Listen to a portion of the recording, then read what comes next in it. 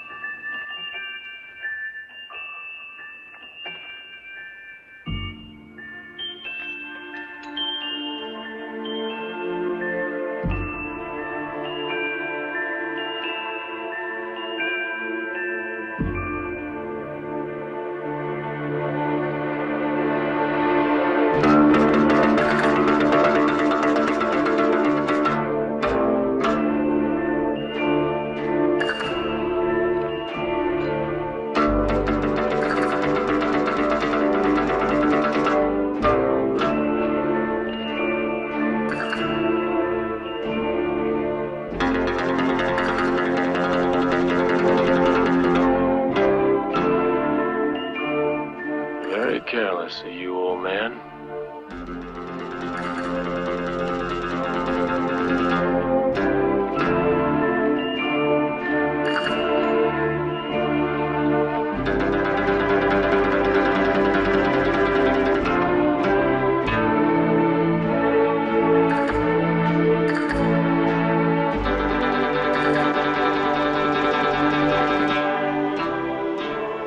Try this.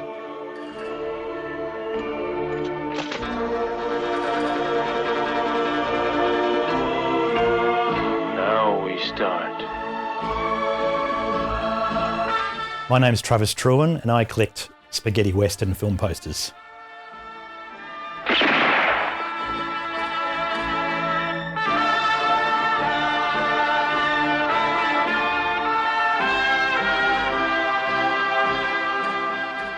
I was bitten by the collecting bug pretty early in life. I remember probably the earliest memory I have of collecting things was stamps. And when I think back at it, you know, stamps are just like little versions of posters, so it sort of makes sense. I think for me, posters, film posters are a good intersection of my major interests, which are films. I love films and watching films, and I studied film production. So, you know, they're a big part of my life. But I also really enjoy other artistic works, paintings, drawings, graphic design. So they're a great sort of combination of those two elements. So I think that's why they really appeal to me.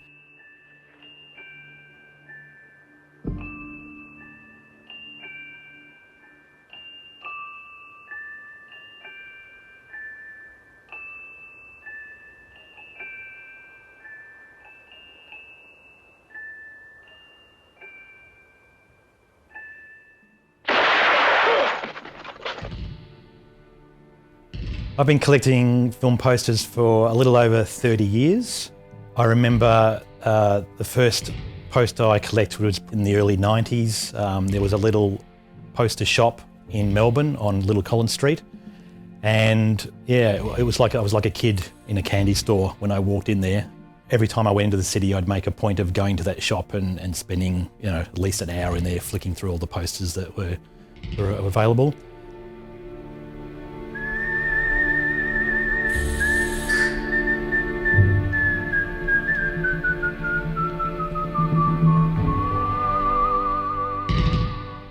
So a spaghetti western is a western produced by Italians, hence the word spaghetti, and most often shot in Spain.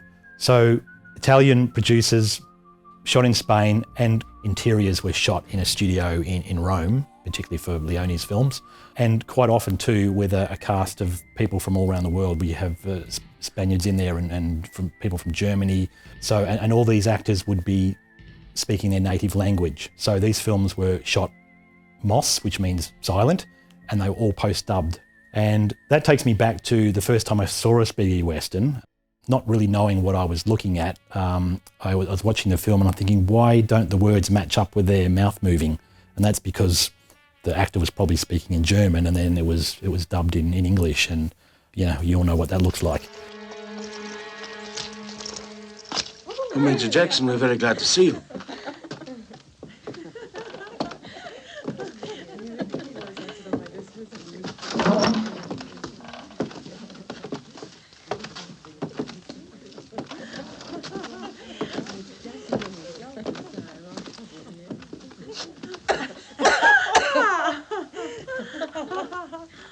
Hello there.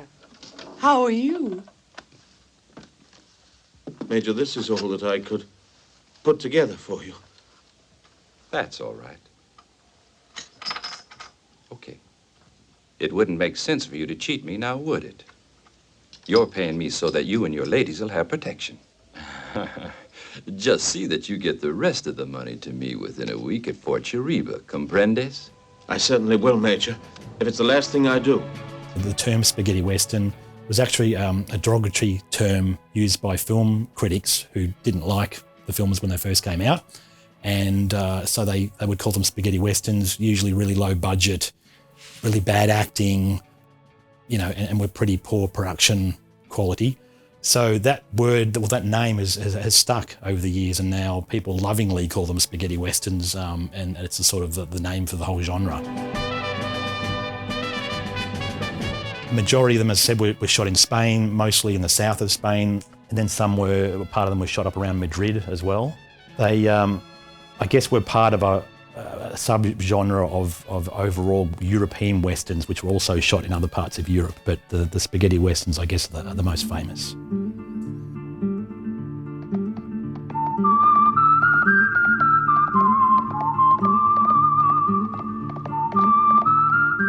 But the reason that the deserts of Spain were chosen, they were a good double for the Mexican border in terms of the way that the landscape looked. And also the south of Spain was very poor in the 60s. So there was no sign of 20th century there at all. There were no power lines, no TV aerials. They were still living in small white clad buildings that looked like they were straight from Mexico. But having said that too, when I watched the spaghetti westerns for the first time, like A Fistful of Dollars, I remember sitting there and other than the dubbing issue, knowing there was something strange going on there, I could see that it looked like Mexico, America, but it wasn't quite. And I thought, what's going on here? Why does this not look like a normal American western? And of course now I know it wasn't shot in that area at all. It's that the landscape looks similar, but not exactly the same.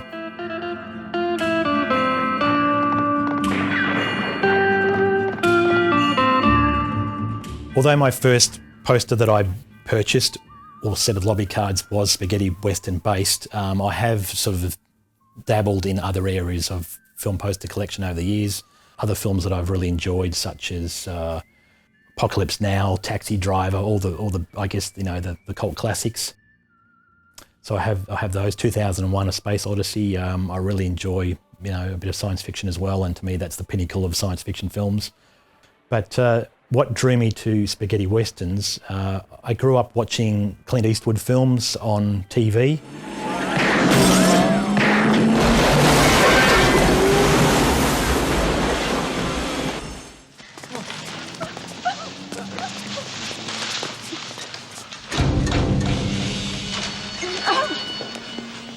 What you doing, you pighead sucker?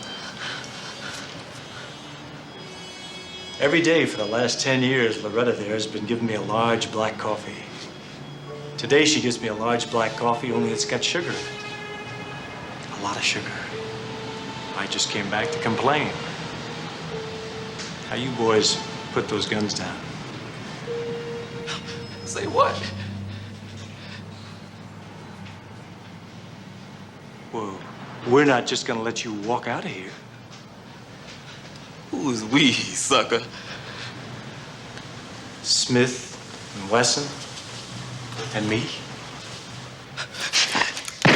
My parents or my family, we didn't own a VHS player until I left home, basically. I think they saw it as too much of a distraction for my studies, my school studies. So we didn't have a VHS player in the house until we'd all left school.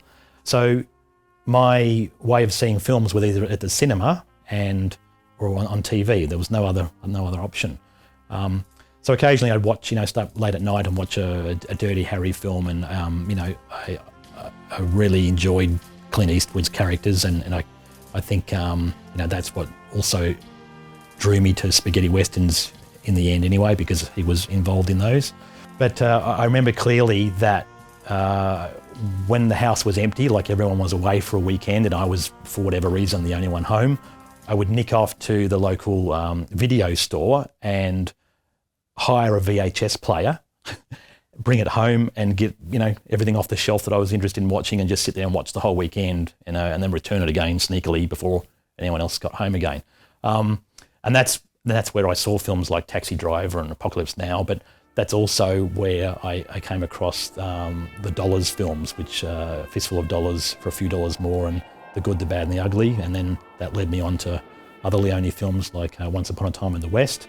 I just remember sitting there in my bedroom watching the films on the VHS player, and even though they were crappy 4:3 aspect ratio, you weren't seeing the full frame and not the best picture quality, I was just absolutely blown away by what I was watching. Nothing like I'd seen it before in terms of the music and the shots. They're almost like comic book style framing, and it was just so different to any American Western that I'd seen before. And they're actually more real looking. They were grittier, and the costumes were what you would imagine real cowboys would look like, rather than the very clean and pristine look that the American films had had.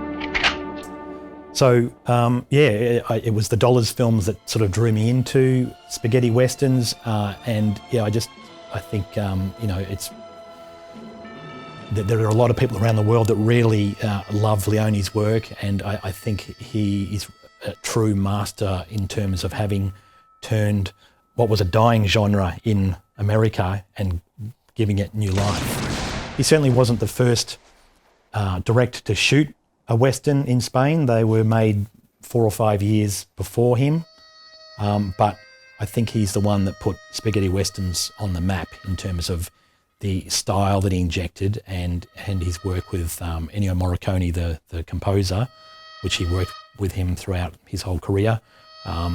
Those two were just magic when they came together, and there are no other films like them.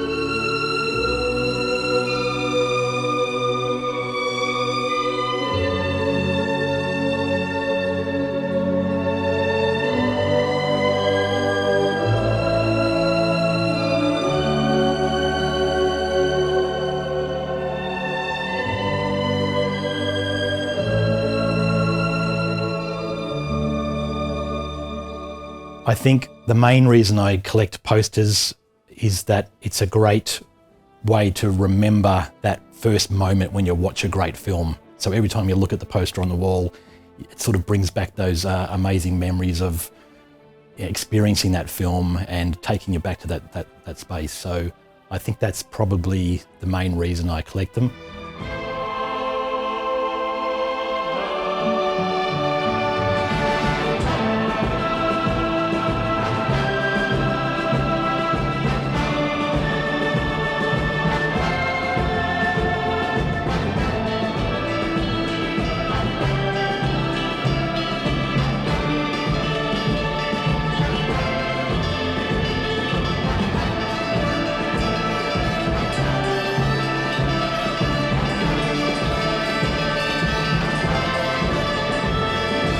The posters come from a combination of websites, basically.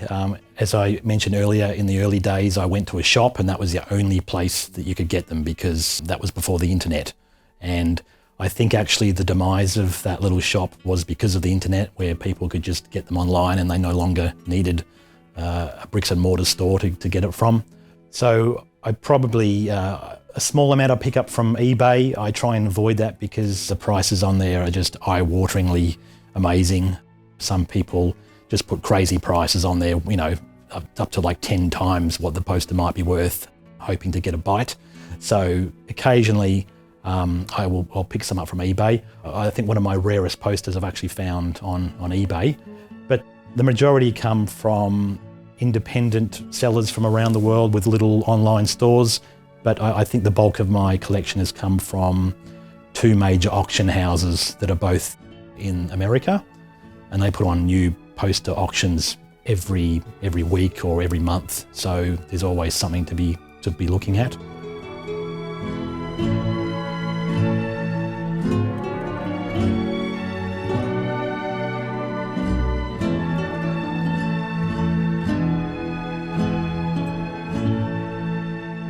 So I live in a small rural town that's in the middle of the Wombat State Forest. It's an old gold mining town called Blackwood, and they have an old church that has been restored into a community centre, and it was the perfect location for an exhibition. Beautiful white walls.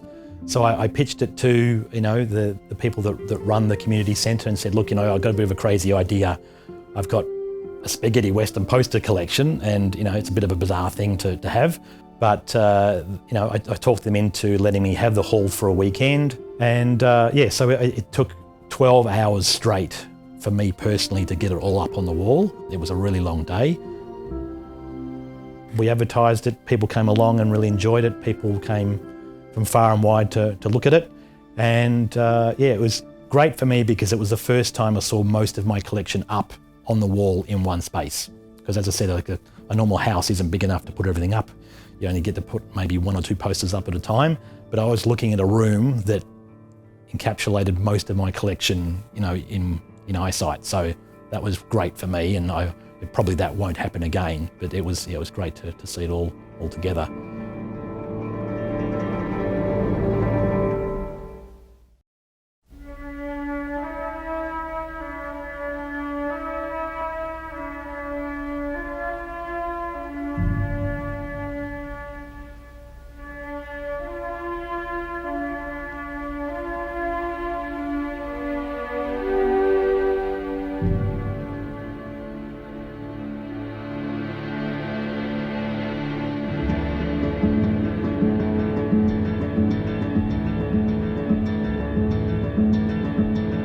I included in the exhibition books, and I've got a very rare continuity script from the film For a Few Dollars More, of which I think there's only one or two of in the world that have popped up for sale in auction. So that's probably one of my rarest items.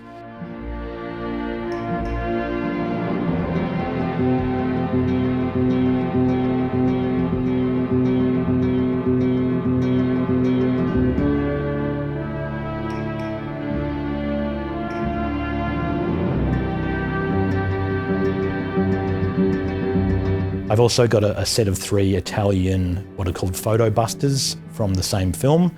which I found in a book in the early 90s. It was a book called Film Posters of the 60s. And I saw these set of 3 photo busters and I just fell in love with them. I thought, I have to own those one day.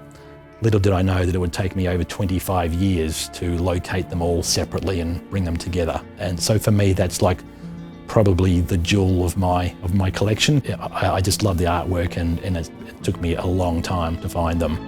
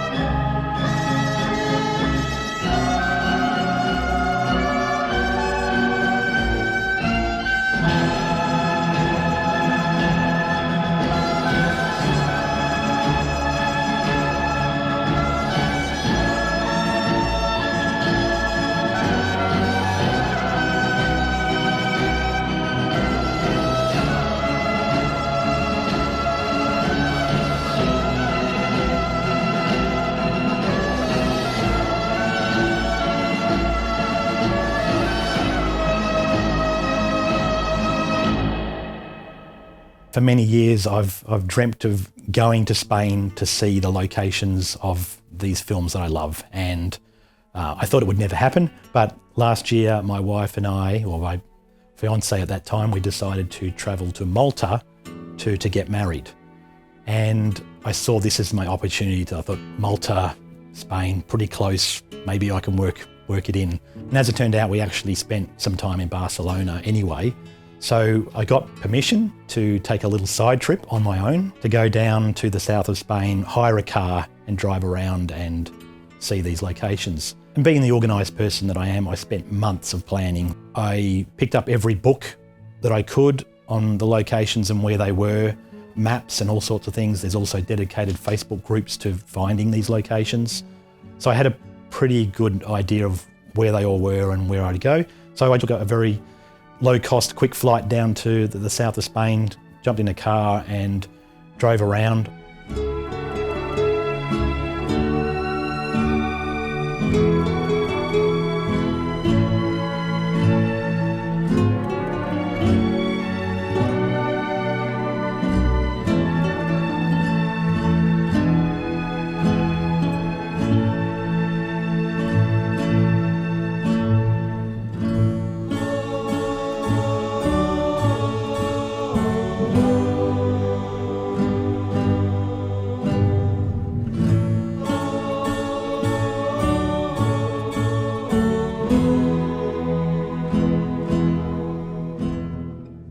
first night I stayed at a hotel that was the opening scene of Fistful of Dollars. So that was pretty exciting that that building is still there and being run as a commercial hotel. And inside they had some great pictures from the film, and many other spaghetti westerns were actually shot there as well. But it was made famous from Fistful of Dollars. Hello?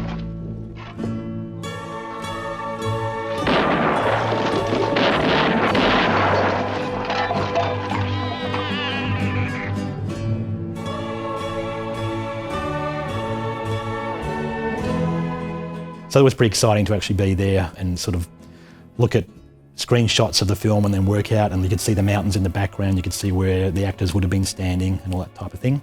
So I ended up spending I spent 4 days driving about 1,000 kilometres through Spain, and I ended up going to about 20 odd locations in that time, including a town that was built by Carlos Simi, was a production designer for Sergio Leone, and he built El Paso, what passed was as El Paso.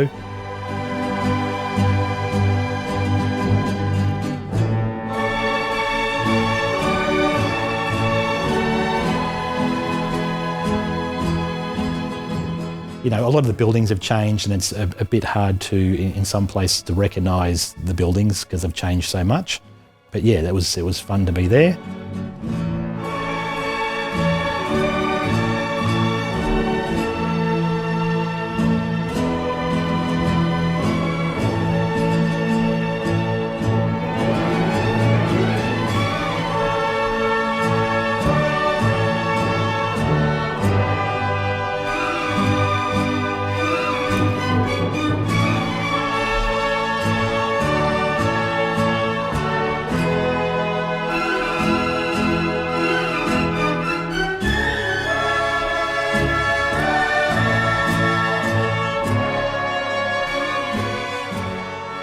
Yeah, I went all the way up to north of Madrid to Burgos, and that's where the famous cemetery is from The Good, the Bad and the Ugly.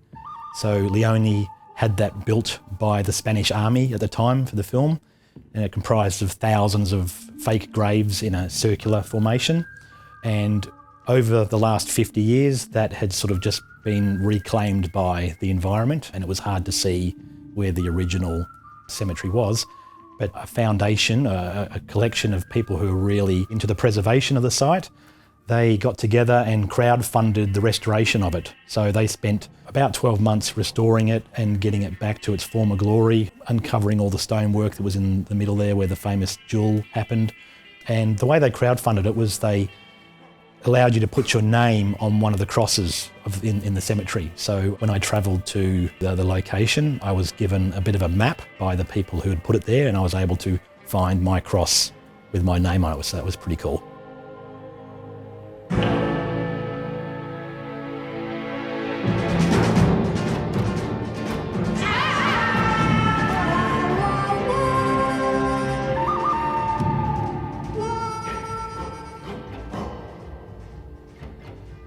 I think I'll keep collecting forever. As I said, I've sort of been bitten by the collecting bug, and it's very hard to stop. I think with any collector, whether it be posters or something else, you know, once you get one and then another, and then it's very hard to stop. I can't have enough, and I'll probably just keep going.